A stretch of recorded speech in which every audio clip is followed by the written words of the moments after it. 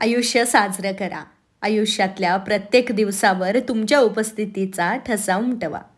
आयुष्य जगण्यासाठी आहे. जगण्याबाबत उत्तेजित राहा. मला सांगा, असं शेवटी कधी झालंय की एखादी गोष्ट आपण पहिल्यांदाच केली आहे बरं? नमस्कार मंडळी, मी सायली, तुमची जवळची मैत्रीण. ह्या व्हिडिओमध्ये पुढे जाण्याआधी मला तुम्हाला एक गोष्ट सांगायची. मी नेहमी तुम्हाला सांगत असते की आपल्या मनाची आपण काळजी घेतली पाहिजे. आपल्या मनावरती आपण सतत काम करत राहिलं पाहिजे. अगदी त्याच पद्धतीने आपण जे काही खातोय त्याची सुद्धा आपल्याला खूप काळजी घ्यायची आहे. आपल्यासाठी कोणता आहार योग्य आहे, कोणत्या वेळेला आपण काय खाल्लं पाहिजे, वेगवेगळ्या हेल्दी रेसिपीज कोणत्या आहेत, हे सगळं जर आपल्याला माहिती करून घ्यायचं असेल तर मीनास तडका म्हणून एक यूट्यूब चॅनल आहे, ज्यावरती मीनाक्षीताई खूप सुंदर सुंदर रेसिपीज अपलोड करत असतात. जसं की साबुदाण्याचं सँडविच. तुम्ही साबुदाण्याच्या सँडविच बद्दल कधी ऐकलं होतं का? अजिबात नाही ना. मी सुद्धा अजिबात यापूर्वी साबुदाण्याच्या सँडविच बद्दल ऐकलं नव्हतं, पण त्यांच्या ह्या रेसिपीच्या मी प्रेमात पडलीय. मोदकच्या सिरीज असू देत, नॉनव्हेजचा पराठा असू देत, अशा भरपूर वेगवेगळ्या हेल्दी रेसिपीज त्या त्यांच्या चॅनलवरती अपलोड करत असतात. आणि म्हणूनच तुम्हाला त्यांच्या चॅनलला सबस्क्राईब करायचं आहे आणि चॅनलला सबस्क्राईब करून शेजारचं बेल आयकॉन सुद्धा प्रेस करायचं आहे, जेणेकरून जेव्हा त्यांच्या चॅनलवरती नवीन रेसिपी येईल तेव्हा तुमच्या मोबाईलला त्याचं नोटिफिकेशन येईल आणि तुम्ही देखील छान छान रेसिपीज पाहून त्या बनवून त्याच्या चवीचा आस्वाद घेऊ शकाल. उपवासाचे पदार्थ असतील, शाळेच्या डब्यामध्ये काय द्यायचं हा जर तुम्हाला प्रश्न पडला असेल तरी देखील या चॅनलवरती तुमच्या स्वयंपाकघरातल्या सगळ्या प्रश्नांची उत्तरं तुम्हाला मिळणार आहेत. आणि म्हणूनच आपल्या या मैत्रिणीला आपल्याला तिच्या चॅनलला सबस्क्राईब करून सपोर्ट करायचा आहे. तिच्याकडून येणाऱ्या वेगवेगळ्या रेसिपीजचा आपल्याला आस्वाद घ्यायचा आहे. रोजच सकाळी त्याच वेळी उठायचं. उठून बसण्यापूर्वी बिछाण्यात थोडा वेळ चुळबुळ करायची. त्याच प्रकारे दात घासायचे, तीच ती कॉफी प्यायची, ठराविक वर्तमानपत्र वाचायचं, घड्याळ लावून आंघोळ करायची, घाईत नाश्ता उरकायचा, रस्त्यानं संतापत कामावर जायचं. तेच ऑफिस, तेच काम, त्याच गप्पा, तेच जेवण, तेच संवाद, परतीचा तोच रस्ता, त्याच मेगा सिरियल्स, तेच वाद, अनिवार्य जेवण, तोच पलंग, कोसळायचं आणि पुन्हा एकदा जागं होऊन पुन्हा एकदा तीच कवायत. आयुष्य निरस नसावं, आयुष्य कंटाळवाणं नसावं. आयुष्य म्हणजे एखाद्या वर्षातल्या अनुभवांची अनंत वेळा पुनरावृत्ती नसावी. आयुष्य म्हणजे सक्तीचा रामराम नसावा. आयुष्य म्हणजे उमर कैद नसावी.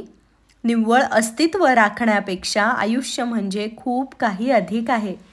दरवर्षी एखादं नवं कौशल्य आत्मसात करा आणि पहा आयुष्य किती उत्साही बनतं ते. तुम्ही सक्रिय विद्यार्थी म्हणून कुठेच दाखल झाला नाही असं आयुष्यातल्या कोणत्याही अवस्थेत होऊ देऊ नका. संगीताचे धडे गिरवा, वाद्य वाजवायला शिका, नृत्याच्या वर्गाला जा, पर्यायी वैद्यशास्त्र शिका, तंदुरुस्तीचा नवा कार्यक्रम सुरू करा, योग, नवी भाषा, प्रगत व्याकरण, सृजनशील लेखन, वक्तृत्वकला, पाककला, चित्रकला, सुलेखन, नवीन कला प्रकार, ड्रायव्हिंग, पोहणं, एखादा नवा खेळ, तांत्रिक शिक्षण, आध्यात्मिक अभ्यासवर्ग, बागकाम, पक्षी किंवा पशुपालन, मत्स्यगृहाची जोपासना, फोटोग्राफी, सांस्कृतिक उपक्रम. ही यादी खरोखरच अंतहीन आहे. कोणताही उपक्रम निवडा आणि सक्रिय विद्यार्थी बना. सदैव आयुष्याचे शोधक राहा. प्रयोग करा, प्रयत्न करत राहा. तुमची उत्सुकता आणि चौकसपणा जागृत ठेवा. जे आधी करायचा प्रयत्न केला नाही ते करण्याचा प्रयत्न करा. नवीन पद्धतीचा स्वयंपाक करून पहा. ज्या कपड्यांबाबत तुम्हाला संकोच वाटतो ते कपडे घालून पहा. नवी केशरचना करून पहा. अनोख्या स्थळांना भेटी द्या. पुरुषांनो, एखादा दिवस स्वयंपाकघर तुम्ही चालवा. रविवारी नवऱ्याचं संमेलन भरवून बायकांची सेवा करा. एखादा दिवस डोळ्याला पट्टी बांधून घालवा. एखादा दिवस आवाजाला विश्रांती द्या. एखादा दिवस सार्वजनिक वाहतुकीचा उपयोग करा. कामाच्या ठिकाणी भूमिकांची अदलाबदल करून पहा. मॅनेजिंग डायरेक्टर असलात तर स्वागतिकतेचं काम करून पहा. ही यादी पुन्हा न संपणारी आहे. सृजनशील आयुष्य जगा, सतत वाहते राहा. जिवंतपणे जगण्यासाठी तुमच्या सर्व यशांपेक्षा, उपलब्धींपेक्षा तुम्ही काय कमावलं यापेक्षा एका प्रश्नाचं उत्तर देत राहणं महत्त्वाचं आहे की कोणती बरं शेवटची पाळी होती जेव्हा मी काहीतरी पहिल्यांदाच केलं. आणि जेव्हा आपण हा प्रश्न स्वतःला विचारू त्यावेळेला निशब्द राहता यायलाच नाही पाहिजे. इतकी मोठी यादी आपल्याकडे असायला पाहिजे. न पाठवलेलं पत्र या पुस्तकातला हा धडा आहे.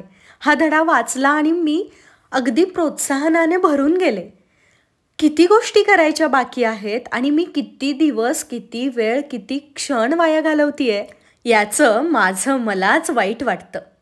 हां, बऱ्याचदा असंही होतं की एक न धड 12 भर चिंध्या, म्हणजे प्रत्येकच गोष्ट मीच करेन असं केल्यानंतर सुद्धा सगळा गोंधळ होऊन जातो आणि एकही गोष्ट आपण व्यवस्थित करू शकत नाही. पण थोडंसं रोजच्या रुटीनमधून बाहेर पडून अशी एखादी गोष्ट आपण केली पाहिजे जी ह्याआधी आपण कधीच केली नसेल. त्या गोष्टीचा अनुभव आपल्याला जगायला प्रोत्साहन देईल. साध्या साध्या गोष्टी असतात ज्या आपण वेगवेगळ्या पद्धतीने करू शकतो आणि ह्यामुळेच तर जगण्यामध्ये सकारात्मकता येते. सकारात्मक राहणं म्हणजे फार काही वेगळं नाही आहे. आपण जे करतोय ते जर अशा वेगळ्या पद्धतीने करायचं किंवा त्यामध्ये आणखीन एखादी गोष्ट ॲड करायची. अशी एखादी गोष्ट जी ह्याआधी आपण कधीच केली नसेल. मग बघा जगण्यातला उत्साह कसा वाढतो ते. रोजचाच कंटाळवाना दिवस आपल्याला नवा भासू लागेल. रोज आपल्याला असं वाटेल की रात्र का झाली, मला आणखीन बऱ्याच गोष्टी आज करायच्या होत्या. आणि खरं सांगू, ह्याच राहिलेल्या गोष्टी करण्यासाठी दुसऱ्या दिवशी सकाळी आपल्याला गजर लावायची गरजच भासणार नाही. आपल्याला ना उत्साहच इतका असणार आहे आणि जीवन जगण्याची जी मजा आहे ना ती इतकी येत असणार आहे आपल्याला की दिवस का संपतायत असं आपल्याला वाटायला लागेल आणि दिवस कधी आणि कसे संपतायत हे देखील आपल्याला कळणार नाही आहे. या सगळ्या दगदगी धावपळीमध्ये ना कुठेतरी आनंद, उत्साह आणि त्याच्या जोडीला समाधानसुद्धा आपल्याला लाभेल आणि कदाचित तिथेच आपण आपल्या आयुष्यावरती विजय मिळवला असेल. आपल्या जगण्याला आपण एक नवा अर्थ दिला असेल. आपल्याकडे पाहून आजूबाजूचे लोक चकित होतील आणि ते सुद्धा चक्क आपल्यासारखं जगायला सुरुवात करतील. स्वतःला इतकं खमकं बनवूयात की आनंद, उत्साह, समाधान मिळवण्यासाठी आपल्याला इतरांकडे जायची गरज नाही आहे. आपल्या जीवनामध्ये उत्साह आपण स्वतः आणणार आहोत. जे काही आपण केलेलं नाही आहे यापूर्वी ते सगळं आपण करायला सुरुवात करणार आहोत. तुम्ही काय काय करणार आहात ते सगळं मला कमेंट्समध्ये लिहून कळवा. आणि आजचा हा व्हिडिओ कसा वाटला ते देखील मला कमेंट्समध्ये सांगा. तुम्ही ज्या पद्धतीने आपल्या चॅनलला प्रेम देताय त्याबद्दल मी खूप खूप कृतज्ञ आहे. इथंपर्यंत हा व्हिडिओ पाहिल्याबद्दल खूप खूप धन्यवाद. लवकरच भेटूयात अशाच एका नवीन विषयासोबत, नवीन व्हिडिओसोबत. तोपर्यंत स्वतःची काळजी घ्या आणि अशी गोष्ट करा जी तुम्ही यापूर्वी कधीही केलेली नसेल. बाय.